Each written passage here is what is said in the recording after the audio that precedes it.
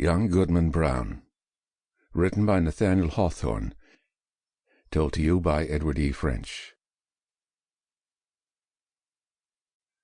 Young Goodman Brown came forth at sunset into the street of Salem village, but put his head back after crossing the threshold to exchange a parting kiss with his young wife. And Faith, as the wife was aptly named, thrust her own pretty head into the street, letting the wind play with the pink ribbons of her cap, while she called to Goodman Brown. "Dearest heart," whispered she, softly and rather sadly, when her lips were close to his ear, "pray thee, put off your journey until sunrise, and sleep in your own bed tonight.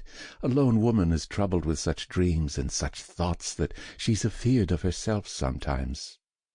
Pray, tarry with me this night, dear husband, of all nights in the year." "My love, and my faith," replied young Goodman Brown, "of all nights in the year, this one must I tarry away from thee. My journey, as thou callest it, forth and back again, must needs be done twixt now and sunrise." "What, my sweet, pretty wife, dost thou doubt me already? And we but 3 months married!" "Then God bless you," said Faith, with the pink ribbons. "And may you find all well when you come back." "Amen," cried Goodman Brown. "Say thy prayers, dear Faith, and go to bed at dusk, and no harm will come to thee." So they parted, and the young man pursued his way, until, being about to turn the corner by the meeting-house, he looked back and saw the head of Faith still peeping after him, with a melancholy air, in spite of her pink ribbons. "Poor little Faith," thought he, for his heart smote him. "What a wretch I am to leave her on such an errand. She talks of dreams, too." Methought as she spoke there was trouble in her face, as if a dream had warned her what work is to be done tonight. But no, no, 'twould kill her to think of it.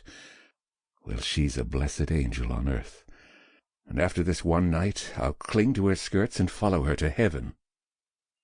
With this excellent resolve for the future, Goodman Brown felt himself justified in making more haste on his present evil purpose. He had taken a dreary road darkened by all the gloomiest trees of the forest, which barely stood aside to let the narrow path creep through, and closed immediately behind. It was all as lonely as could be, and there is this peculiarity in such a solitude, that the traveller knows not who may be concealed by the innumerable trunks and the thick boughs overhead, so that, with lonely footsteps, he may yet be passing through an unseen multitude. "There may be a devilish Indian behind every tree," said Goodman Brown to himself, and he glanced fearfully behind him as he added, "What if the devil himself should be at my very elbow?" His head being turned back, he passed a crook of the road, and looking forward again, beheld the figure of a man, in grave and decent attire, seated at the foot of an old tree. He arose at Goodman Brown's approach, and walked onward side by side with him. "You are late, Goodman Brown," said he. "The clock of the Old South was striking as I came through Boston, and that is full 15 minutes agone." "Faith kept me back a while," replied the young man, with a tremor in his voice, caused by the sudden appearance of this companion, though not wholly unexpected. It was now deep dusk in the forest, and deepest in that part of it where these two were journeying. As nearly as could be discerned, the second traveller was about 50 years old, apparently in the same rank of life as Goodman Brown, and bearing a considerable resemblance to him, though perhaps more in expression than features. Still, they might have been taken for father and son.